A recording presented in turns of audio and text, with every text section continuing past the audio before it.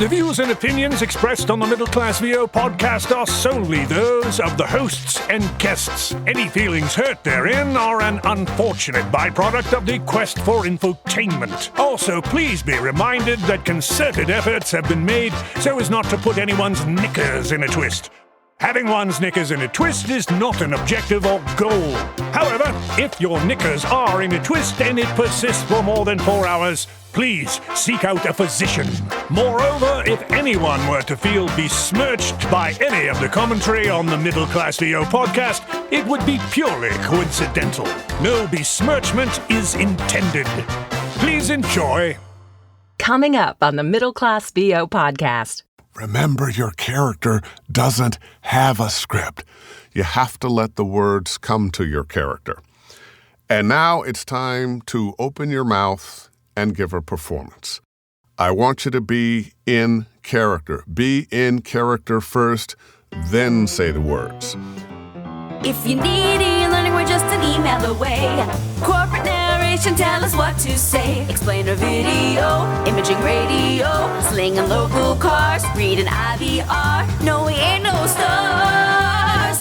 This is the Middle Class VO podcast. The Middle Class VO podcast. The Middle Class VO podcast.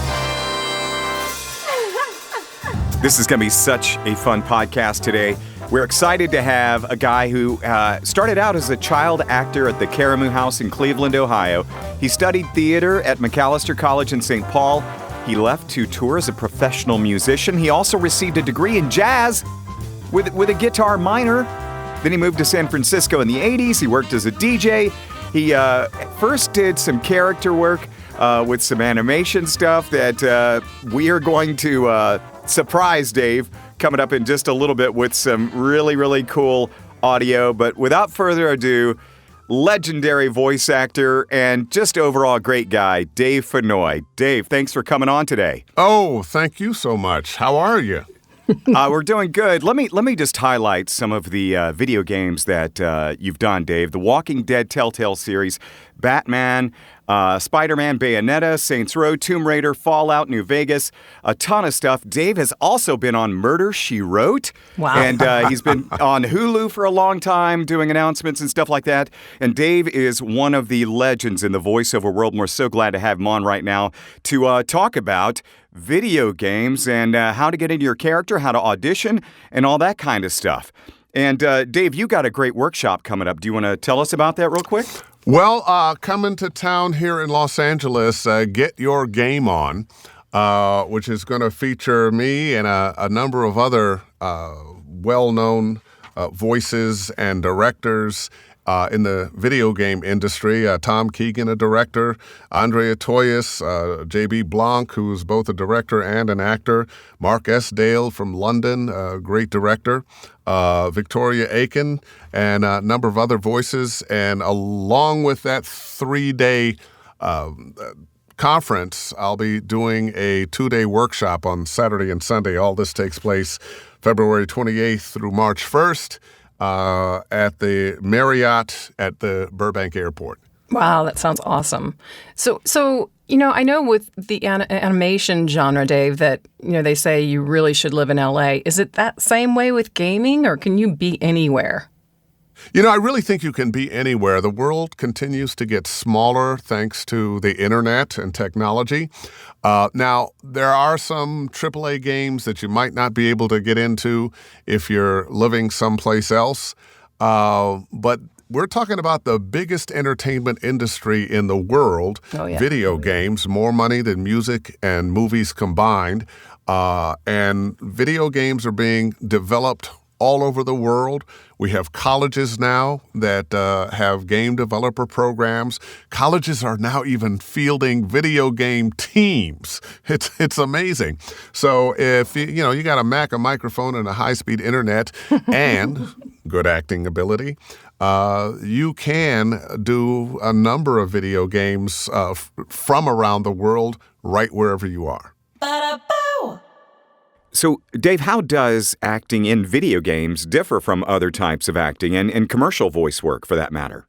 We have some very specific challenges as actors in video games. The style of acting is more like movies or television or on stage, but all you have in front of you is a script, a microphone, and oh yeah, that's it, a script and a microphone. You may have a director on the other side of the glass, probably do, directing you, perhaps the script writer. But in terms of the tools you have, you are missing another actor who you bounce energy off of, who you listen to. You are missing a costume because you're just standing there in your clothes. And no, we don't all work in our pajamas in voiceover.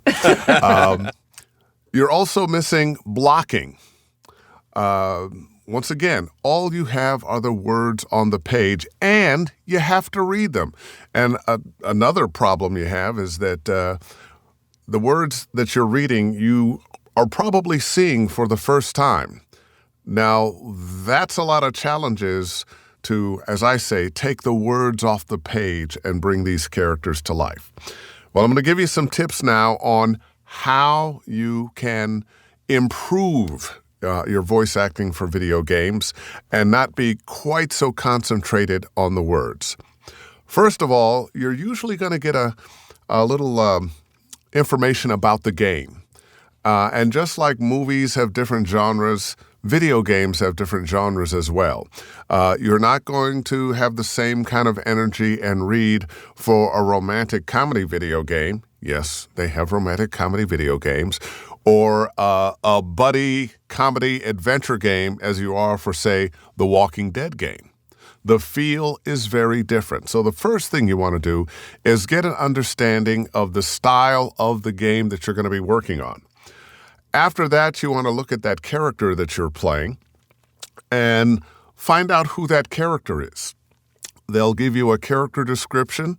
It may be short, it may be long, but read that character description over a number of times to get a sense of who that character is, what their worldview is.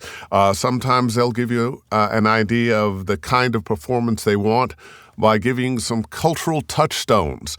And by that I mean they might cite several performances in some movies, television shows, or plays that they're thinking about that kind of feel. I prefer it when they give you more than one, so you're not trying to emulate just one thing, but you get an overall idea of how this character is supposed to feel. Just wondering, do you look for anything in particular when you're looking over the character description?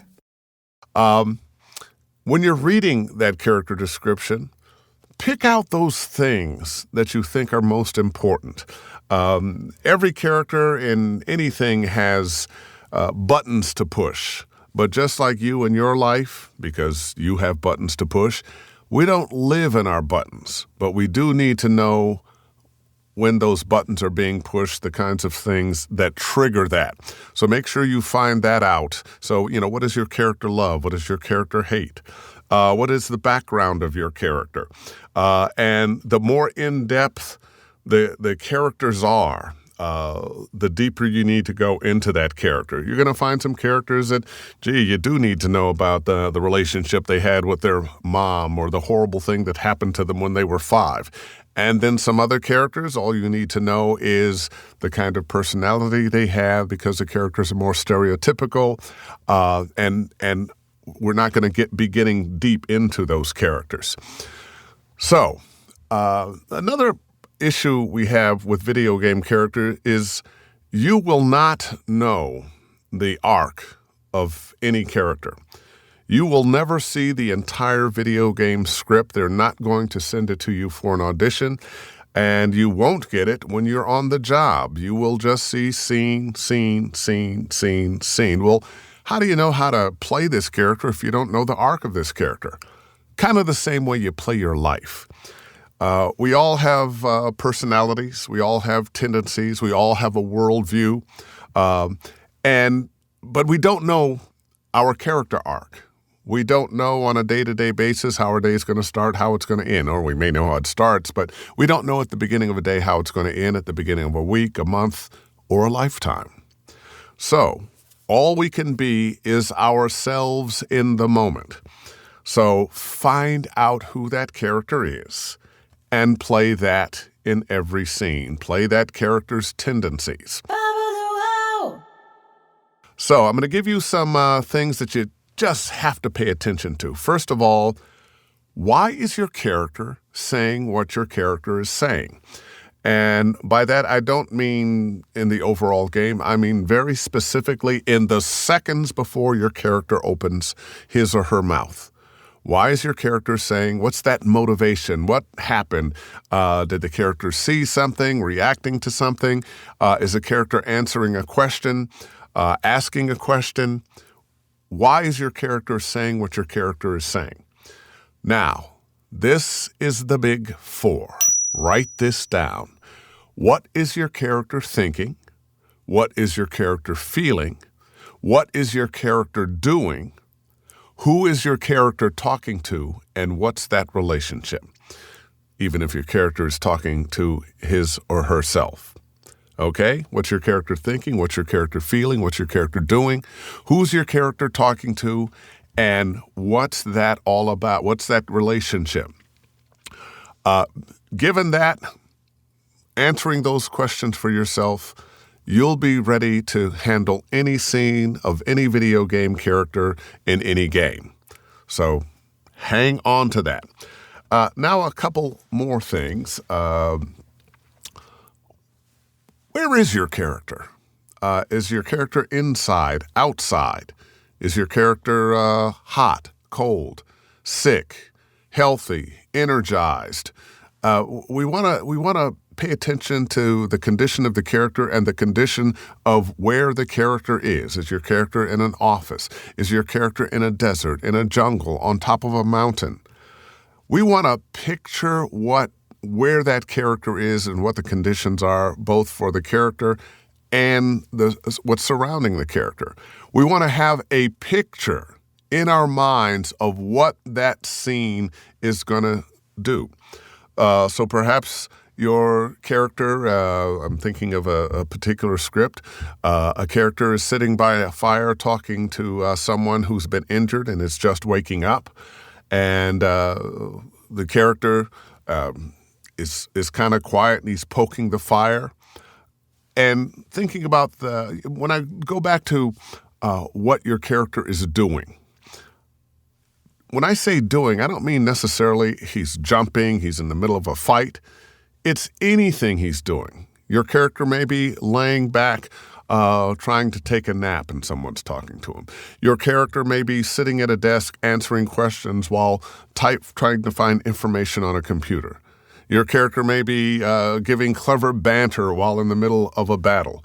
Your character may be writing something, sipping a cup of tea. Anything that your character is doing, which could be as simple as he's sitting down behind a desk. He's running. He's walking. He's piloting a ship.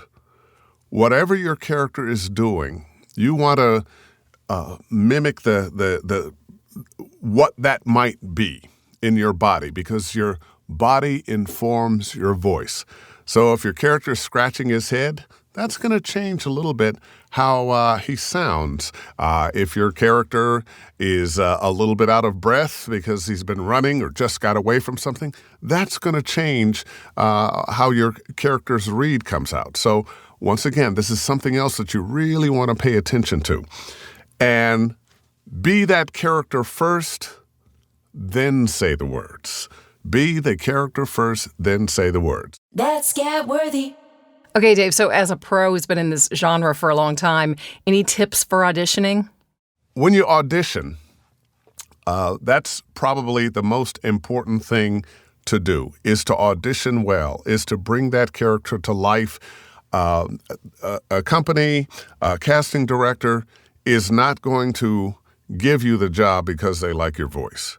They're going to give you the job because they feel like you are the character, that performance that you're giving is the character. So we want perfect auditions, absolutely perfect. And one of the biggest problems we have in voiceover is sounding reedy.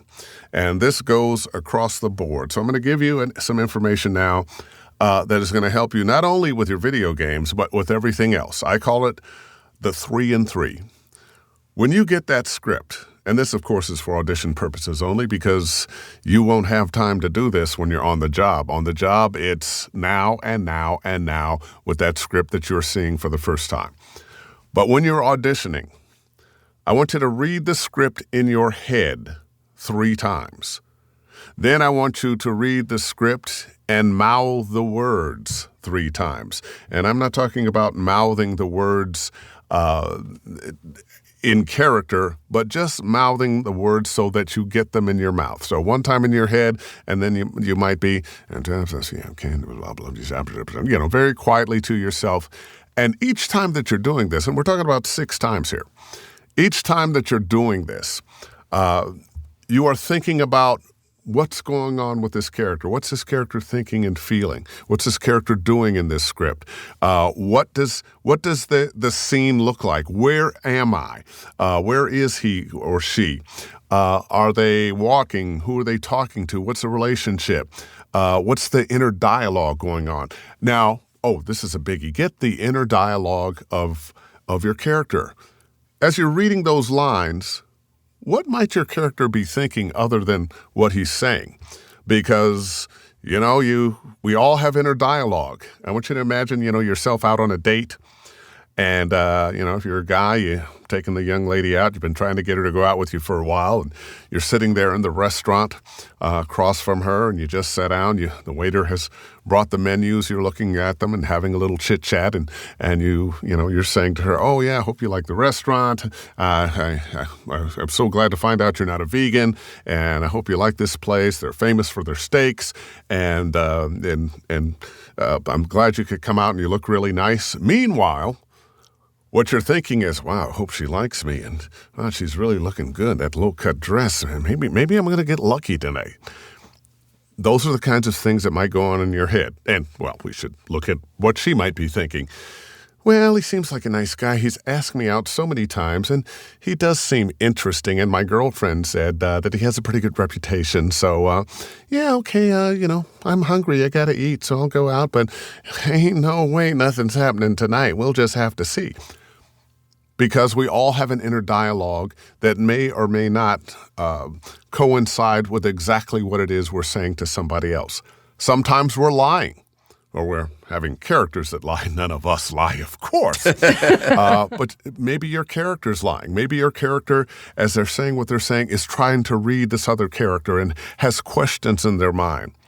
By honoring that inner dialogue, you will begin to get away from your own inner dialogue of questioning yourself, questioning that word is coming up that, I'm sounding pretty good here. Well, I haven't made any mistakes so far. No, I've made a mistake.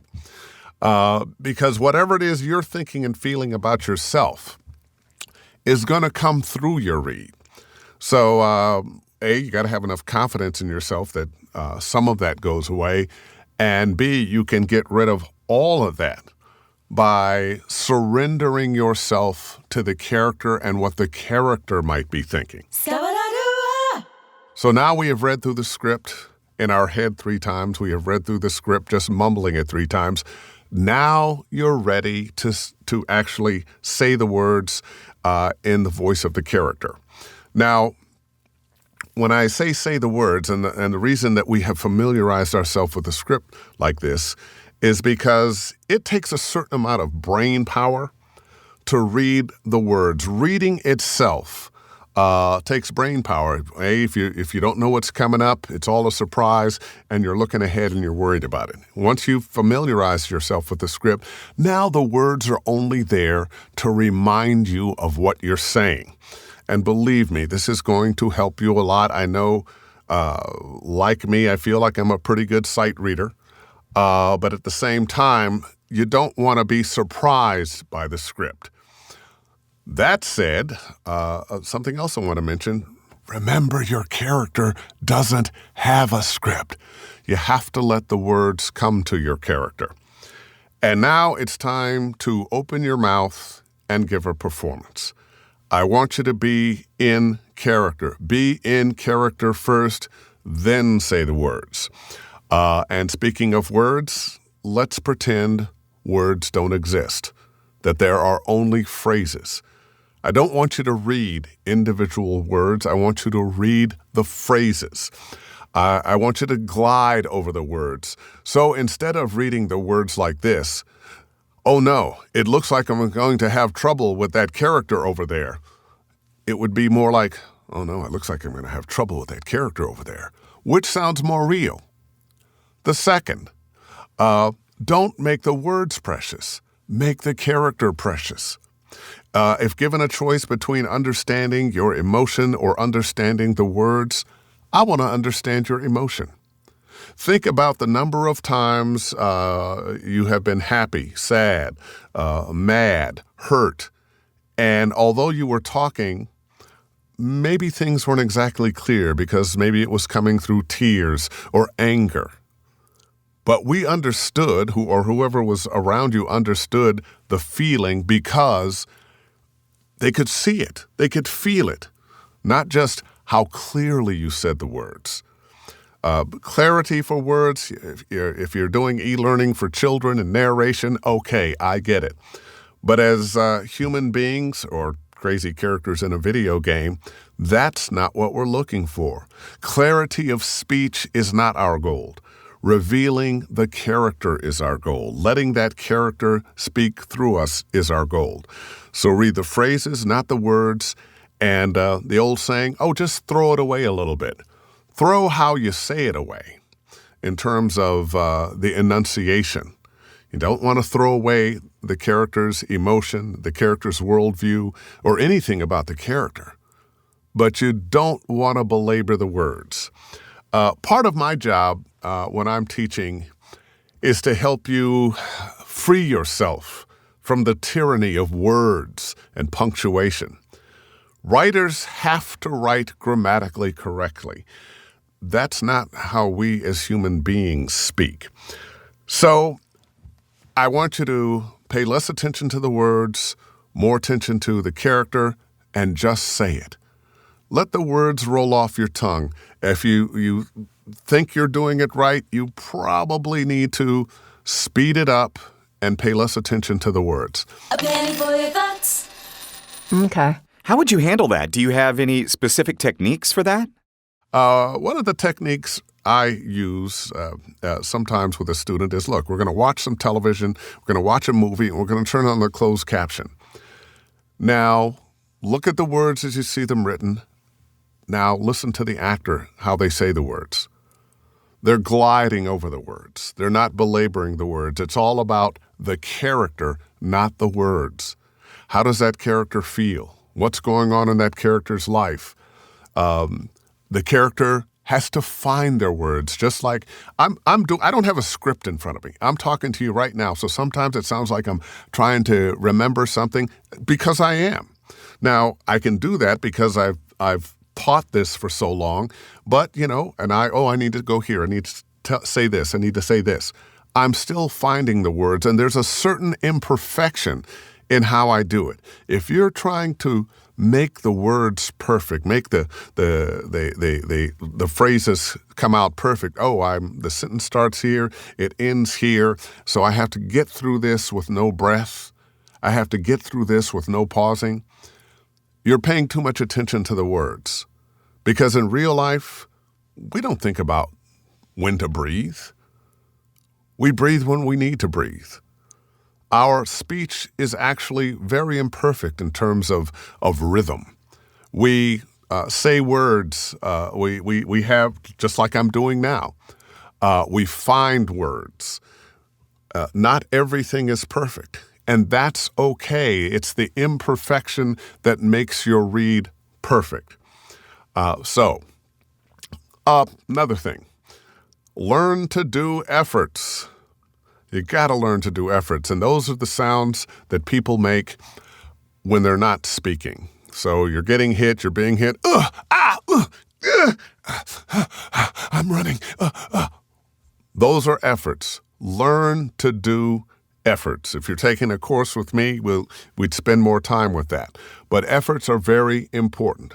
Be careful of what I call traps in a script. The writer's trying to help you out, so they may, this word's important, so I'm going to capitalize it or put a line under it. Be careful of that. The writer's trying to help you out, and sometimes they're hurting you. Whatever the writer has done, make it your own. Don't fall into the trap of, I have to hit that word. Maybe you don't. Maybe you don't. The writer's trying to help, but you can't follow each and every underlined and capitalized word. Make that script your own. Let it come out in the rhythm of your voice. I say this for people talking about their demos. A lot of times people want to do a demo and have a bunch of different accents, a bunch of different crazy characters on there, and once you're finished listening to it, you have no idea who they are. We want to think of ourselves in many ways as character actors. You ever notice your favorite character actors always seem to make you feel a particular way? It's the rhythm of their voice. It's the way they look. It's that thing about them that makes them different than everybody else. And guess what? Your secret sauce is that you are different than anybody else. There's something special about you that nobody else has. That's the thing you really want to focus on. Yes, you can do some accents on your demo. You're probably going to do them in work. I certainly do. But you definitely want that agent, that casting director, to hear your signature voice, who you are. So don't neglect that. I'll give you a little tip on how to find out what you really sound like when you're just talking to people. Take your phone.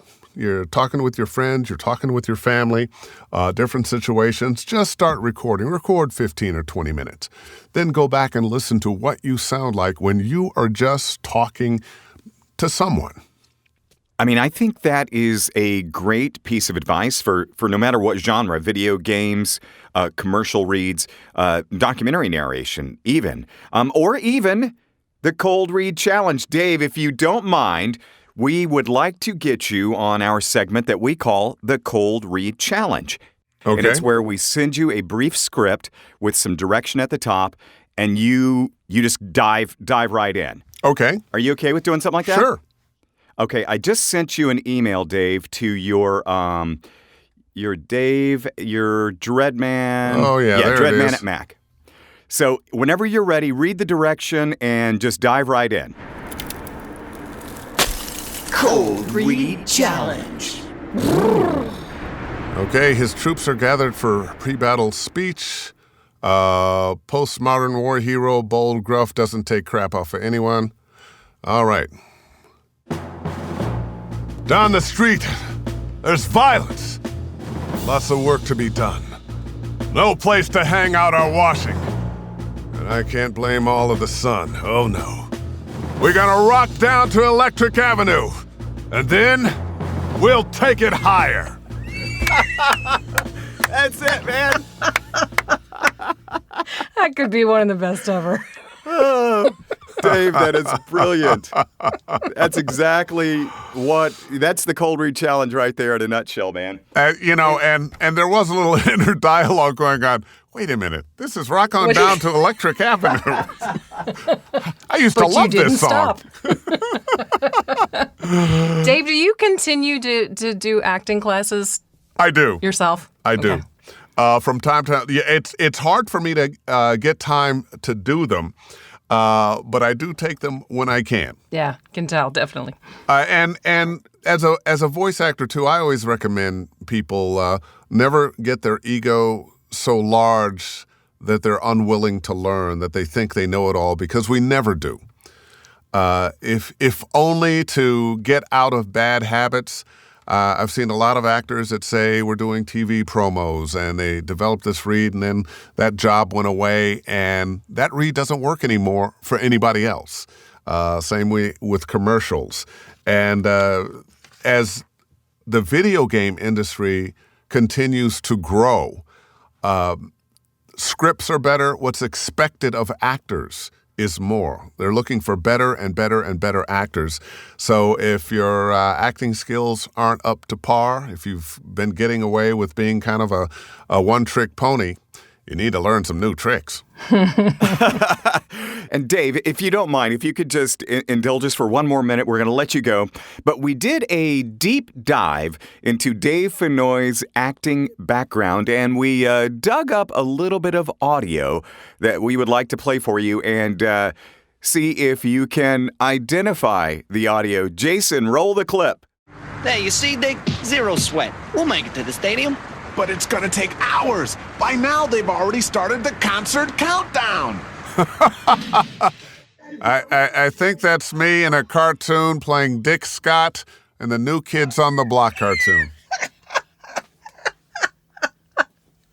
How many years ago was that? 1991. Oh my gosh. I think we have children that are I was kind of a child myself back then. Dave Fennoy hanging with New Kids on the Block. Man, it's funny because I was a disc jockey in the decade before, and they were not my favorite group. Of course. But I learned to love them when I got that cartoon. Of course you did. Oh, that's Dave. hilarious. Well, thanks so much for being on the Middle Class VO podcast today. And you're going to be at VO Atlanta too, right? Yes, I definitely will be. I'll be doing a couple of workshops there. One on voice acting for video games, of course. And I'll be doing a course finding your signature voice. And we'll have lots of exercises to help you find your voice. And I had mentioned earlier about recording yourself and listening back, that kind of thing.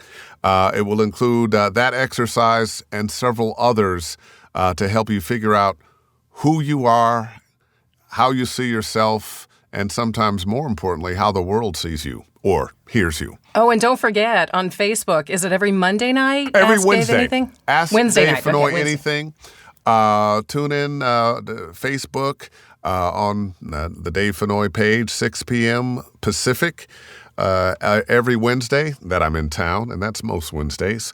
And I will answer any question you have about voiceover to the best of my ability. I have a question for you real quick. Okay. Has anybody else seen you cook breakfast for them in your pajamas? One of the best breakfasts of my life, let me tell you. You know, Stay with David there at his are people. house. There are people with minds who may misconstrue that. We were house guests. Oh, I love it. One of the most giving people in the voiceover industry, Dave Fennoy. Thank you again for being on today, and we will let you go. And look forward to your conference going on February 28th through March 1st, the workshop. Get your game on in Los Angeles. And if people want to book Dave, you can reach out to him. I guess email is okay, dreadman@mac.com. Be happy to send you a link. And Kevin and Bobby, thank you so much. You're so kind. I love what you do. Want to congratulate you again on your Voice Arts Award. You as well. Well done. Thank you, Dave. And Thanks, we'll be talking to you Dave. soon, and we will see you in Atlanta. All See you in right. Atlanta, yeah. Atlanta, here we come. So great to have Dave Fennoy on. He's truly one of the most giving people in the voiceover world. Bobby and I were able to spend a week with him in Normandy, France at a J. Michael Collins retreat. And people often ask, what was your favorite part about that retreat? And I'll answer it this way every time. It was the after hours sharing of knowledge and information and just talking about life with the likes of Dave Fennoy, Joe Cipriano, Dave Walsh, and all these other guys. Oh, yeah, definitely. Love to do that again sometime soon. What a trick it was. And he nailed the cold read challenge. That was great. He didn't hesitate a bit when he figured it out, too. It was funny. Yeah. And that is Dave, man. He's just a great actor. And once again, so great to have him on. Hey, don't forget to like us and subscribe, whether we're on Instagram or YouTube or Podbean, anywhere. Just subscribe. Make it a weekly thing to join us here on the Middle Class VO podcast. Another thing is to keep listening to the Middle Class VO podcast because we are going to give you updates about VoiceOver Atlanta and going to tell you how you can win some swag at VoiceOver Atlanta coming up. You got to keep listening, though. Swag. The Middle Class VO podcast is a K2 Media Productions production. All views and opinions expressed are those of the hosts and guests. The McVop jingle was written and produced by Kevin. Co-produced and performed by Chloe Dolandis. Additional engineering by Zach Zimmett. Bobby's hair and makeup by Rebecca Adlita. Kevin's wardrobe by Slippery Pete's Fashion Emporium. All previous episodes are available for download on Podbean. For the Middle Class VO podcast, I'm Tracy Thibodeau. I'm Lisa Lou Perry. Thanks for listening. And don't miss the next episode of The Middle Class VO Podcast. The Middle Class VO Podcast.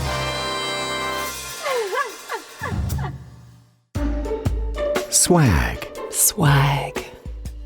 The word swag is actually an acronym for stuff we all get. It originated from the .com years, where companies used these giveaway items as promotional mechanisms. Another meaning is an acronym for scientific wild-ass guess. Another meaning in the pirate days, Swag was a term for pirate booty. or treasure. Swag. Swag. You said booty. Booty.